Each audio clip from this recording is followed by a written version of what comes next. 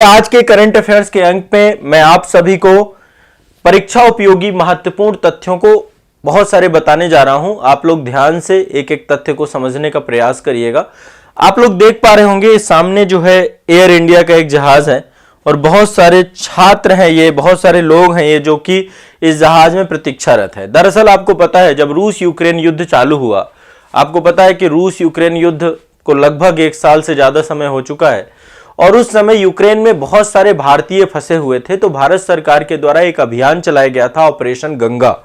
ये याद रखना है, जहां तक संभवतः इससे क्वेश्चन जरूर पूछा जाएगा ऑपरेशन गंगा से। तो ये जो आपका करंट अफेयर्स है ये है ऑपरेशन गंगा से, ऑपरेशन गंगा। ठीक है, ऑपरेशन गंगा क्या था? ऑपरेशन गंगा जो है आपका ये स्टार्ट किया गया 26 फरवरी 2022। ठीक है, 26 फरवरी 2022 को भारत सरकार द्वारा विदेश मंत्रालय के सहयोग से यूक्रेन में फंसे भारतीय छात्रों को बाहर निकालने के लिए ऑपरेशन गंगा की शुरुआत की गई। तो ये ऑफिशियल डेट है इसको स्टार्ट करने के लिए। यूक्रेन संकट से जुड़ा हुआ है ये। और ऑपरेशन गंगा के सफल क्रियान्वयन के लिए केंद्र सरकार ने अपने 4 मंत्रियों को यूक्रेन से जुड़े हुए जो देश हैं उन देशों में भेजने का काम किया था, जिसमें से 4 मंत्री कौन कौन से थे? एक तो जनरल वीके सिंह थे, general V K Singh. General V K Singh जो है ये पोलैंड गए थे, पोलैंड की बॉर्डर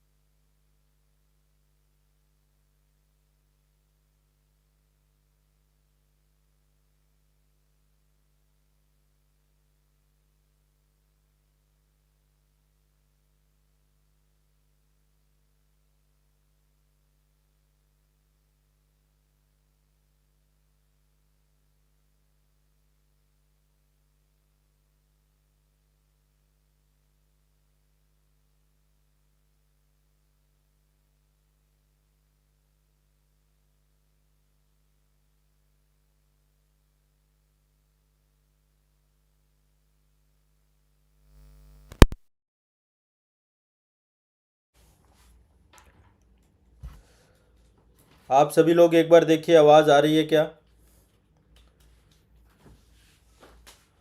चलिए, सही समय पर डिटेक्ट कर लिया। अब आवाज आ रही है आप लोगों को?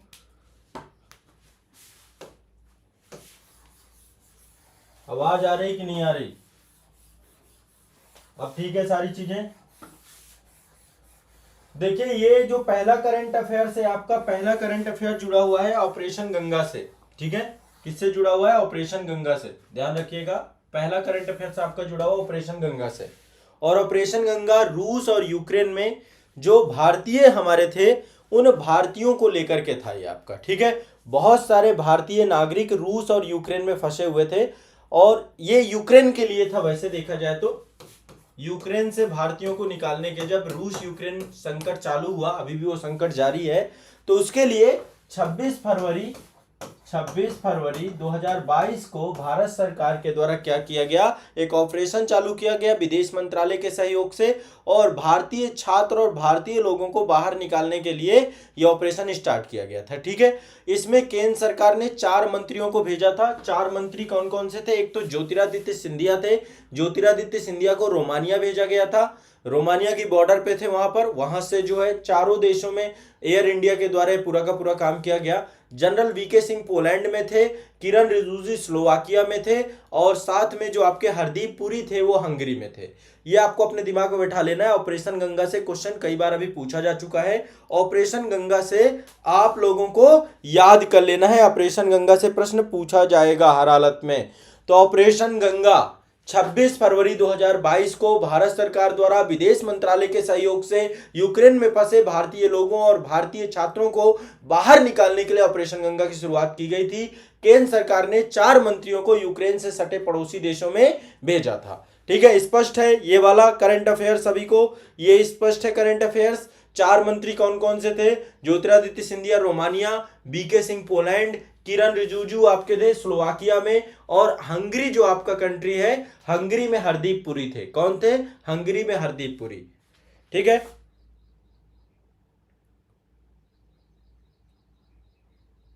अब ठीक है सारी चीजें। अभी आवाज आ रही है मेरे को आप सभी को? मेरी आवाज आ रही है आप सभी को? आवाज आ रही है? देखिए अभी थोड़ा सा माइक में कुछ समस्या आ गई थी जिस कारण से आवाज नहीं है। अब तो सब कुछ ठीक है, अब क्लास कर रहे हैं हम लोग, अब सुन पा रहे होंगे भाई। थोड़ा सा हो सकता है वॉइस आपको कम आ रही हो, ऐसा कुछ इशू होता है तो आप लोग वॉल्यूम अप कर लीजिए अपनी, या आपके पास ईयर प्लग हो उसका यूज कर लीजिए। ठीक है, लेकिन अभी हम इसी आवाज़ के साथ मैं कोशिश करूंगा थोड़ा सा तेज बोलूं ताकि आप तक आवाज़ आ जाए। माइक में कुछ समस्या है, वो मैं बाद में आपकी प्रॉब्लम रिजॉल्व कर दूंगा। हाँ हाँ ठीक है ठीक है, चलो पहला ये ऑपरेशन गंगा आपका क्लियर हो गया। 26 फरवरी 2022 को हुआ। रूस यूक्रेन युद्ध के दौरान यूक्रेन में फंसे भारतीय छात्रों को बाहर निकालने के लिए ऑपरेशन गंगा की शुरुआत की गई। और ये जो है 4 मंत्री जो थे, Kiran Rijiju Slovakia, Hardeep Puri Hungary, VK Singh Poland और ज्योतिरादित्य सिंधिया रोमानिया। ठीक है, क्लियर है। चलिए आप देखिए कुछ, ये देखिए ये वो तस्वीरें हैं जिन तस्वीरों में भारतीय वापस लौट रहे हैं यूक्रेन से, तो उससे जुड़ी हुई तस्वीरें हैं। अब यहाँ पे मैं आपको कुछ तथ्यात्मक चीजें बताने जा रहा हूँ, कुछ डेट बताने जा रहा हूँ, कुछ तिथियां बताने जा रहा हूँ जो मुझे लग रहा है कि एग्जाम के दृष्टिकोण से आपके इंपॉर्टेंट हो सकती हैं। देखिए आपको पता होगा कि चीन के साथ पिछले जो है पिछले 1-2 वर्षों से हमारे संबंध ठीक नहीं चल रहे हैं, क्योंकि चीन जो है जो लद्दाख क्षेत्र में गलवान वैली है, गलवान वैली में लगातार भारत और चीन के बीच में झड़प हुई है। तो थोड़ा सा ये डेट आपको याद रखनी है। ठीक है, ये आप देखिए, ये आप पा रहे हैं, ये गलवान नदी है, ये आप देख रहे हैं यहाँ पे, ये गलवान नदी है। ठीक है, ये आप देख रहे हैं, ये गलवान नदी है, ये देखिए, ये आप देख पा रहे हैं, ये गलवान नदी है आपकी, यहाँ पे ये है गलवान नदी। ठीक है, तो गलवान वैली में हिंसक झड़प हुई है आपकी। यहाँ पे आईटीबीपी का जो है, देखिए 1 मिनट मैं थोड़ा सा यहाँ पे स्पष्ट कर देता हूँ। एक तो ये आपकी श्योक नदी है, ये वाली आप देख पा रहे हैं, श्योक नदी है, सिंधु की सहायक है।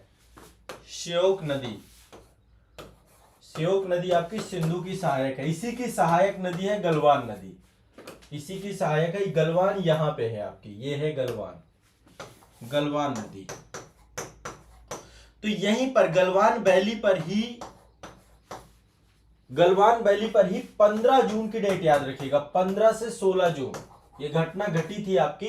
15 से 16 जून 2020 की घटना है, कोविड के टाइम पीरियड पे जब कोरोना चल रहा था, उसी दौरान 15 से 16 जून 2020 को गलवान घाटी पर एक बड़ी झड़प हुई, जिसमें भारत और चीन के सैनिक आपस में भिड़ गए और यहां पर बहुत सारे सैनिक भारत के भी जो है शहीद हुए और चीन के भी काफी सारे सैनिक शहीद हुए थे। इसमें चीन ने वैसे उसका डेटा दिया नहीं, लेकिन ऐसा कहते हैं कि लगभग 20 से 22 सैनिक चीन के और भारतीय सैनिक भी इसी संख्या में जो है यहाँ पर शहीद हुए थे। तो ये आपको एक डेट याद रखिएगा, गलवान वैली की जो आपकी घटना हुई थी। ठीक है, इसके बाद दूसरी घटना आपकी है, यहाँ पर देखिए, ये आप देख पा रहे होंगे, ये एयर स्ट्राइक है, बालाकोट एयर स्ट्राइक हुई थी आपकी। बालाकोट एयर स्ट्राइक कब हुई थी? ध्यान रखना है, 26 फरवरी की डेट भूलना नहीं आपको।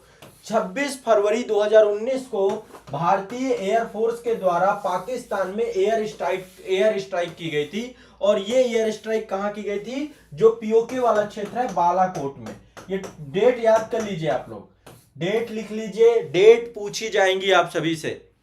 ठीक है, बालाकोट में एयर स्ट्राइक हुई थी आपको। क्यों एयर स्ट्राइक करनी पड़ी? क्योंकि पुलवामा अटैक हुआ था। पुलवामा अटैक में हमारे देश के जो सीआरपीएफ के जवान थे, सीआरपीएफ के काफिले में एक हमला हुआ, लगभग 300 किलोग्राम आरडीएक्स लेकर के एक गाड़ी जो है फिदायीन हमला हुआ और उसमें हमारे बहुत सारे जवान जो है शहीद हो गए। तो 14 फरवरी 2019 को यह हमला हुआ था। 14 फरवरी 2019 को ये हमला हुआ था जम्मू कश्मीर में, ठीक है। और 14 फरवरी 2019 को जब ये हमला हुआ हमारे देश के सीआरपीएफ के काफिले में, तो उसके बाद ही इंडियन एयर फोर्स के द्वारा एक एयर स्ट्राइक की गई, और एयर स्ट्राइक 26 फरवरी 2019 को हुई थी। ये दोनों डेटे याद रखिएगा, 14 फरवरी और 26 फरवरी, ठीक है, 14 फरवरी और 26 फरवरी। और आपको पता है कि जो अभिनंदन वर्धमान थे वो इस एयर स्ट्राइक के दौरान ही पाकिस्तान में उनका प्लेन क्रैश हो गया, और वो जाकर के पाकिस्तान सेना द्वारा पकड़ लिए गए। फिर भारत सरकार के द्वारा एक उच्च स्तरीय दबाव बनाया गया, जिसके बाद जो है अभिनंदन वर्धमान को पाकिस्तान को तुरंत छोड़ना पड़ा। 24 घंटे के अंदर अंदर पाकिस्तान ने अभिनंदन को छोड़ दिया। तो ये भी आपको ध्यान रखना है, ठीक है। सभी के लिए जो है ये डेटे जरूरी हैं, इन डेटों से क्वेश्चन पूछ सकता है। एयर स्ट्राइक हुई थी 26 फरवरी 2019 को। इसके बाद ये पुलवामा अटैक की घटना आपकी 24 फरवरी 2019 की घटना थी। इसके बाद अगला जो आप देख पा रहे हो ये आपकी जो है सर्जिकल स्ट्राइक है। सर्जिकल स्ट्राइक भारतीय सेना के द्वारा की गई थी जब उरी में हमला हुआ था। उरी में, पठानकोट में, यहाँ पे हमला हुआ था। उरी हमला जब हुआ, उरी अटैक आपका हुआ था, तो उसके बाद भारतीय सेना ने पाकिस्तान में एक सर्जिकल स्ट्राइक की। सर्जिकल स्ट्राइक जो है भारतीय थल सेना के द्वारा की गई थी, और ये थल सेना के द्वारा कब की गई थी? 29 सितंबर 2016। ये डेट भी आपको याद रखना है, 2016। ये आपकी क्या है? Surgical strike. एयर स्ट्राइक की डेट आपको याद रखना है। एयर स्ट्राइक की डेट है 26 फरवरी। सर्जिकल स्ट्राइक भारतीय थल सेना के द्वारा 29 फरवरी। ये डेट आपको याद रखना है, ठीक है। 29 फरवरी क्वेश्चन पूछा जा सकता है, ठीक है। इसके पहले आपको पता होगा कि पठानकोट में हमला हुआ था। पठानकोट में हमला किया गया था आतंकवादियों के द्वारा। भारतीय सैनिक इसमें काफी सारे शहीद हुए थे। तो पठानकोट हमला जो आपका हुआ था वो 2 जनवरी 2016 को हुआ था, 2 जनवरी 2016 को। उसके बाद उरी अटैक आपका हुआ। उरी अटैक के बाद ही आपका सर्जिकल स्ट्राइक की गई 29 सितंबर 2016 की घटना है ये। लेकिन तब भी देखो, मैं चाहता हूं कि कुछ पर्टिकुलर डेट आपको याद रहे जो कि आतंकी हमले हुए हैं, और ये हमले अपने आप में जो है भारत के लिए, पाकिस्तान को ये देखना चाहिए कि आज किस कंडीशन में वो देश पहुंच गया, लेकिन भारत के लिए उसने हमेशा एक नासूर बो करके रखा। तो 2 जनवरी 2016 को ये पठानकोट हमला हुआ था, पठानकोट हमला, ठीक है। इसके बाद अगला ये वाला तो आप लोग कभी नहीं भूल सकते हैं। आप लोग मुझे कमेंट सेक्शन में बताएं कि मैं किसकी बात कर रहा हूं। ये तस्वीर बड़ी फेमस है, आपको पता है ये मुंबई हमला हुआ था 26/11 को, 26/11/2008 को, ठीक है। ये अपने आप में बहुत ही दिल दहला देने वाली घटना हुई थी, और भारत के जो बड़े बड़े होटल्स थे, 5 स्टार होटल्स, चाहे वो नरीमन हाउस हो, ताज हो, उस पे आतंकवादी जो है 10 आतंकवादी ने पूरे मुंबई शहर को हिला के रख दिया था। और ये कराची से जो है आए थे, और ये अरब सागर के माध्यम से पहुंचे थे यहाँ पर। तो मुंबई हमला की डेट सबको याद रहती है, 26 नवंबर 2008, हर भारतीय इसको याद रखता है। इसके बाद ये आप देख सकते हैं एक ये हमला, ये बहुत पुराना हमला है, जब एयरलाइंस 814 इसका ये प्लेन जो है, इंडियन एयरलाइन का ये प्लेन जो है आपका नेपाल से, नेपाल की राजधानी काठमांडू से क्या किया गया था? हाईजैक किया गया था, और फिर बाद में इसको जाकर के कंधार ले गए थे। तो ये घटना बहुत पुरानी है, 1999 की घटना है आपकी, ठीक है। 1999 की घटना है। काठमांडू में एक एयरपोर्ट है जिसका नाम है त्रिभुवन हवाई अड्डा, वहां से इसको हाईजैक किया गया था। और हाईजैक करने के बाद फिर बहुत सारी शर्तें रखी गई थी भारत सरकार की समक्ष, और पूरा फिल्मी स्टाइल में पूरा का पूरा कंधार का जो है प्रकरण हुआ था आपका। तो एयरलाइन 814 ये 1999 की घटना है। चलिए, ये तो आपका रफली 2-3-4 जो है पॉइंट आपको बताने थे, डेटें आपको लिखवानी थी। मुझे लगता है कि आप संभवतः ये सारी डेटों के बारे में जान गए होंगे। अब अगला लिख लीजिए, अभी एक सूचकांक आया है जिसका नाम है राज्य खाद्य सुरक्षा सूचकांक, जून 2022 का है। वैसे रिपोर्ट आई है राज्य खाद्य सुरक्षा सूचकांक। ये सूचकांक आपको रखना है। राज्य खाद्य सुरक्षा सूचकांक जारी करने वाली संस्था है फसाई। फसाई जो है, जो गुणवत्ता मानक को लेकर के सर्टिफिकेशन करती है, इसके द्वारा जारी किया गया है जून 2022 में। इसमें पहले नंबर पे आया है तमिलनाडु। बड़े राज्यों में, दो कैटेगरी है, बड़े स्टेट और छोटे स्टेट। तो बड़े स्टेट में नंबर 1 में है आपका तमिलनाडु, तमिलनाडु, और छोटे में नंबर 1 है आपका गोवा। याद रखना, इससे क्वेश्चन पूछा जाएगा।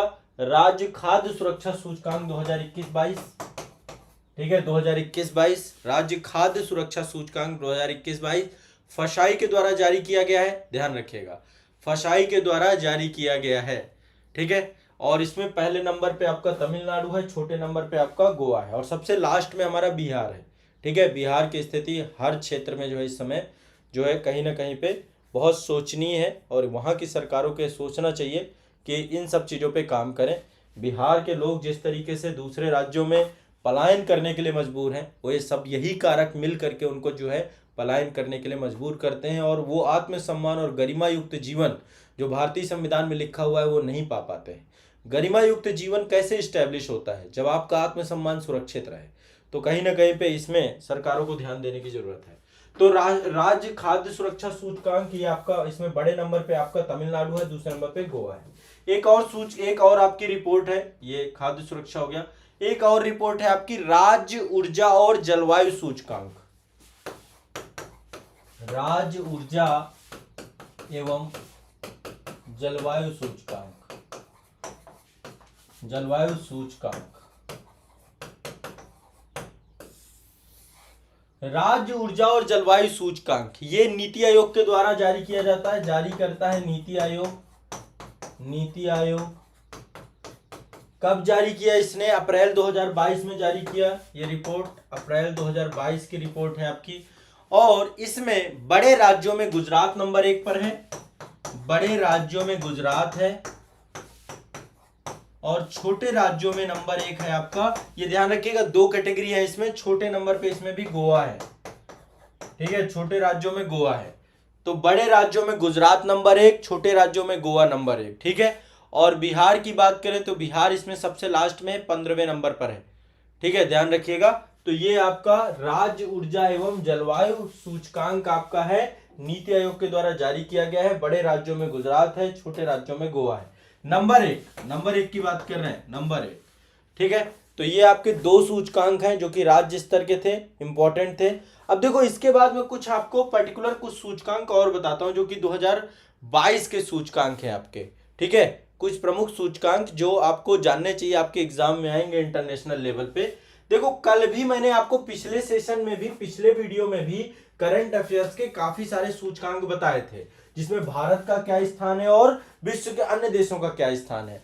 तो आपको क्या करना है, ये सूचकांक सारे के सारे याद करने हैं। जितने मैं लिस्ट बनवाता जा रहा हूं, मैंने कल बोला था कि आप सूचकांक की एक अलग लिस्ट बना लीजिएगा। आप लोग एक बार मुझे कमेंट में बताइए कल के सूचकांक आपने याद किए हैं, आपने एक लिस्ट बनाई है, उसमें बहुत सारे सूचकांक मैंने आपको बताए थे जो 2023 के थे, 2022 के थे। सूचकांकों से क्वेश्चन पूछा जाता है, ध्यान रखिएगा, सूचकांकों से क्वेश्चन पूछे जाते हैं। सूचकांकों को आपको याद जरूर करना है। जितने सूचकांक मैं आपको बताऊं उन सारे सूचकांकों को आपको याद करना है, ठीक है। चलिए यहां पे पहला सूचकांक है वैश्विक नवाचार सूचकांक, वैश्विक नवाचार सूचकांक, सूचकांक, ठीक है। ये 2022 का है, अभी इसका 23 वाला संस्करण नहीं आया है, 2022 का मेरे पास लेटेस्ट है। इसको निकालता कौन है? बौद्धिक संपदा एक संगठन है जिसका नाम है बौद्धिक संपदा संगठन, विपो, ठीक है, world intellectual property organization. Intellectual property को लेकर के जो संगठन है आपका, उसके द्वारा ये पूरा निकाला जाता है। बौद्धिक संपदा की संस्था के द्वारा वैश्विक नवाचार सूचकांक निकाला जाता है। वैश्विक नवाचार सूचकांक मतलब इनोवेशन में कौन सी कंट्री नंबर 1 है, भारत का कौन सा स्थान है। तो इसमें नंबर 1 है स्विट्जरलैंड, स्विट्जरलैंड नंबर 1 है। भारत की बात करें तो भारत का स्थान 40वां है। कौन सा स्थान है? भारत की रैंक है 40, हमारा देश है 40वें नंबर पे। ध्यान रखिएगा, वैश्विक नवाचार सूचकांक सबको याद रख लेना है, रट लेना है, आएगा। इसके बाद एक जो सबसे महत्वपूर्ण सूचकांक है ग्लोबल हंगर इंडेक्स 2022, ठीक है, जर्मन की एक संस्था है जो है वेल्थुर हिल्प करके है, उसके द्वारा ये निकाला जाता है। ग्लोबल हंगर इंडेक्स, ये 2022 का है। ठीक है, ग्लोबल हंगर इंडेक्स 2022, इसमें नंबर 1 कंट्री जो आपकी है जहां पे एक भी भूखमरी नहीं है वो है बेलारूस। बेलारूस आज देखिए ये भी जो है एक तरीके से रूस के साथ देखा जाए तो जुड़ करके यूक्रेन के साथ युद्ध लड़ रहा है। तो इस संस्था के तहत जो है नंबर 1 जो है आपका जहां पे भूखमरी नहीं है वो है बेलारूस। भारत की स्थिति देखें तो भारत की स्थिति 107वीं है। ये 2022 की रिपोर्ट है, भारत की रैंक है 107वीं। भारत जो है 107वीं रैंक का है। ग्लोबल हंगर इंडेक्स ध्यान रखिएगा, ये क्वेश्चन पूछा जाता है, ये इंपॉर्टेंट है आपका इंडेक्स, इस इंडेक्स से क्वेश्चन आ सकते हैं। हाँ, लिस्ट बनाना है सभी को और याद करना है, सारे रटने, कोई ये मुझे बहाना नहीं चाहिए कि आपको समय नहीं मिला, आपको ये नहीं मिला, है सब बहाने हैं। बहानों से काम नहीं बनेगा, याद करने से काम बनेगा। जितना याद करोगे सब याद हो जाएगा, बहुत दिक्कत वाली बात नहीं है। ठीक है, तो ये आपको ध्यान रखना है। ग्लोबल हंगर इंडेक्स 2022 में बेलारूस, भारत 107वें नंबर पे। ठीक है, इसके बाद एक इंडेक्स है वैश्विक पेंशन सूचकांक। वैश्विक पेंशन सूचकांक 2022।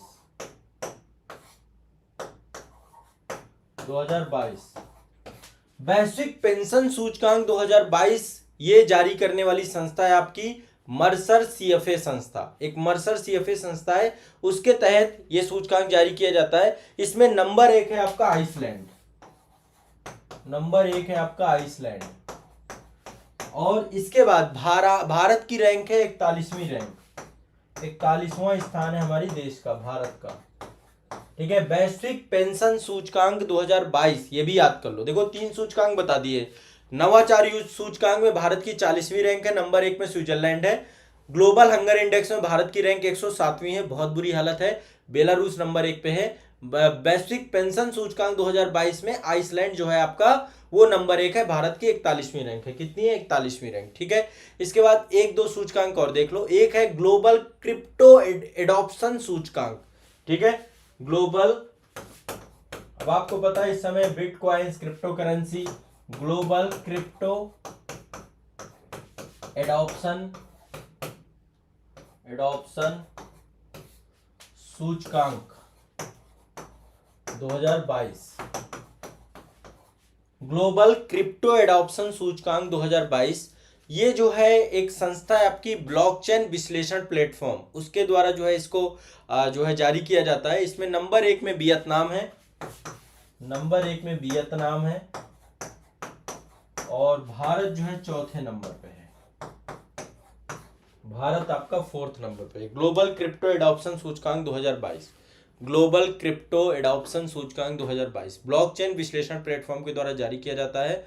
वियतनाम नंबर 1 पे है और भारत 4थे नंबर पे है। ठीक है, और एक और है आपका अंतिम सूचकांक है आज के लिए, बाकी फिर कल लिस्ट आगे बनवाऊंगा। देखो सूचकांकों की लिस्ट बनवा रहा हूं, सारे रट लेना। अगला है digital quality of life index, digital quality of life index.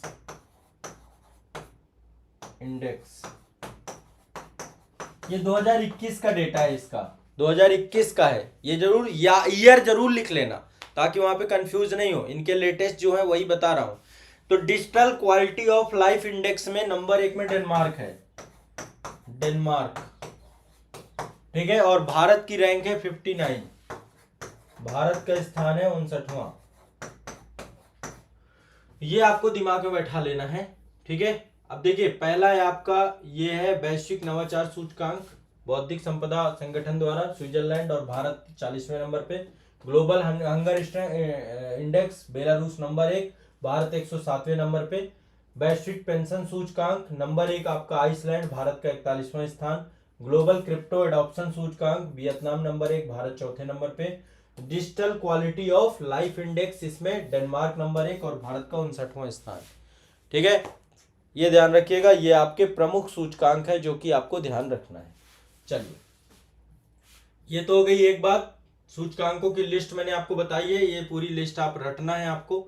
अब आगे चलते कोविड-19 की भी कल मैंने आपको अलग से एक पेज बनवाया था और मैंने आपको बताया था कि कोविड-19 से जुड़ा हुआ मैं अब आपको धीरे धीरे कुछ फैक्ट बताता हुआ चलूंगा, मैं एक साथ नहीं बता रहा हूं, एक साथ में आप याद भी नहीं कर पाओगे, ठीक है। तो कल मैंने काफी सारे तथ्य बताए थे, लिस्ट बनाई थी कि नहीं बनाई थी, आप में से बहुत सारे लोग जो नहीं रहे कल के सेशन में, कल का सेशन जरूर देखिएगा, वहां पे मैंने कुछ सूचकांक भी बताए थे और वहां पे मैंने जो है आपका ये बहुत सारे जो है आपके कोविड-19 संक्रमण को लेकर के भी बहुत सारे तथ्य लिखवाए थे। देखिए, तो कल वाले तथ्य, कल कहां से ओरिजिन हुआ, कैसे हुआ, कौन पहला देश का कौन सा राज्य था जिसने लॉकडाउन लगाया, भारत ने कब लॉकडाउन लगाया, ऐसे बेसिक बेसिक वाले क्वेश्चंस थे।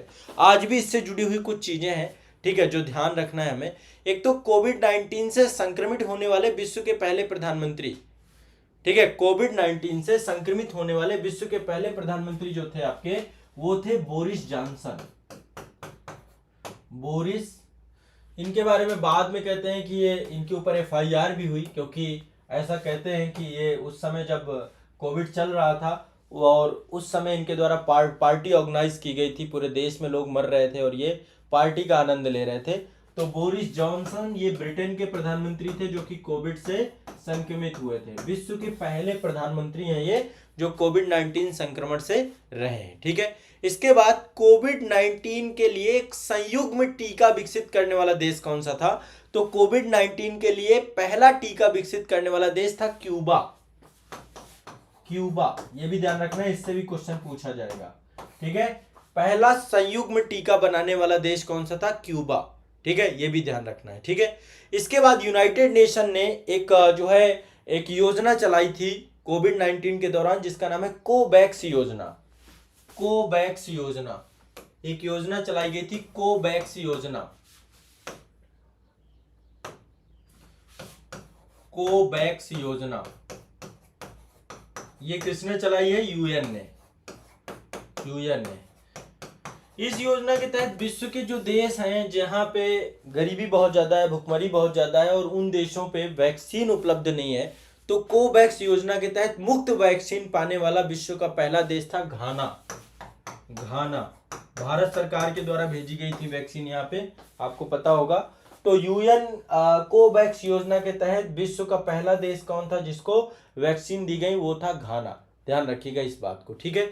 इसके बाद एक और है इंपॉर्टेंट, चूंकि वैक्सीनेशन बहुत तेजी से भारत में किया गया है, तो 100% टीकाकरण प्राप्त करने वाला भारत का पहला गांव बना था वेयान। भारत का पहला गांव जहां पे 100% टीकाकरण हुआ, भारत का पहला गांव जहां 100% टीकाकरण हुआ, उस गांव का नाम है वेयान। वेयान कहां पड़ता है, जम्मू कश्मीर में। जम्मू कश्मीर का एक गांव है वेयान, वहां पे 100% टीकाकरण प्राप्त किया गया था, ठीक है, गांव है ये। अच्छा, 100% टीकाकरण प्राप्त करने वाला पहला शहर कौन था, तो भारत का पहला शहर बना था भुवनेश्वर। भुवनेश्वर उड़ीसा की राजधानी है, भुवनेश्वर। भारत का पहला शहर था भुवनेश्वर, पहला गांव था वेयान, ये ध्यान रखिएगा, क्लियर है। अच्छा, 100% टीकाकरण प्राप्त करने वाला पहला केंद्र शासित प्रदेश कौन था, पहला केंद्र शासित प्रदेश कौन था आपका जिसने 100% टीका, पहली यूनियन टेरिटरी कौन थी, तो ये थी अंडमान एंड निकोबार। ये लिखते जाओ आप साथ साथ। भारत का पहला गांव जहां 100% टीकाकरण हुआ कोविड-19 के खिलाफ, वो था आपका बयान, जम्मू कश्मीर में है। भारत का पहला शहर भुवनेश्वर। भारत का 100% टीकाकरण प्राप्त करने वाला पहला यूनियन टेरिटरी आपका अंडमान निकोबार द्वीप समूह बना, ये आपको याद रखना है। और 100% टीकाकरण प्राप्त करने वाला भारत का पहला राज्य था हिमाचल प्रदेश। पहला राज्य कौन सा बना, हिमाचल प्रदेश, जहां पे 100% टीकाकरण हुआ, हिमाचल प्रदेश। ध्यान रखना, ये कोविड को लेकर के कुछ फैक्ट आपको याद रखने हैं, ठीक है।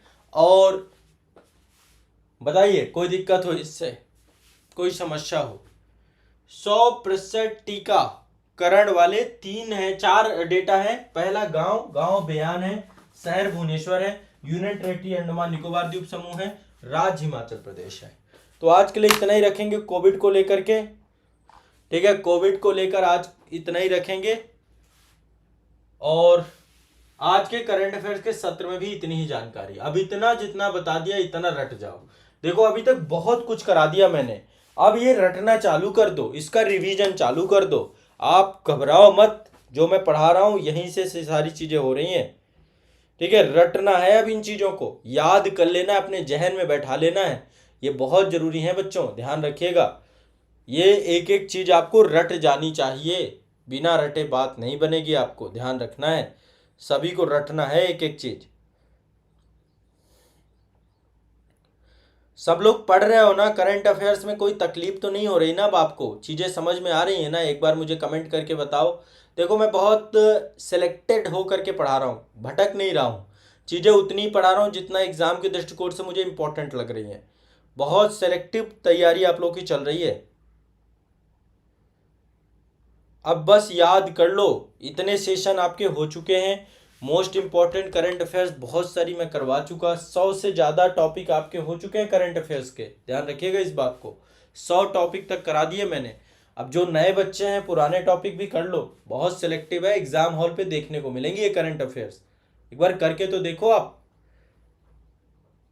सब कुछ क्लियर है ना? चलो ये चीज़ बहुत ज़रूरी है। और जो लोग पहली बार करंट अफेयर्स के सेशन कर रहे हैं, आप लोग रेगुलर पूरी एक प्लेलिस्ट है करंट अफेयर्स की, इसको प्लेलिस्ट को फॉलो करो, ये लगातार आपकी करंट अफेयर्स चलेगी, आपके एग्ज़ाम के लिए बहुत इंपॉर्टेंट है ये दिमाग में बैठा लीजिए। आप कोई भी एग्ज़ाम दे रहे हैं, ये सारी करंट अफेयर्स आपके लिए बहुत मोस्ट इंपॉर्टेंट है, आप एक बार आजमा के देखिए, ठीक है।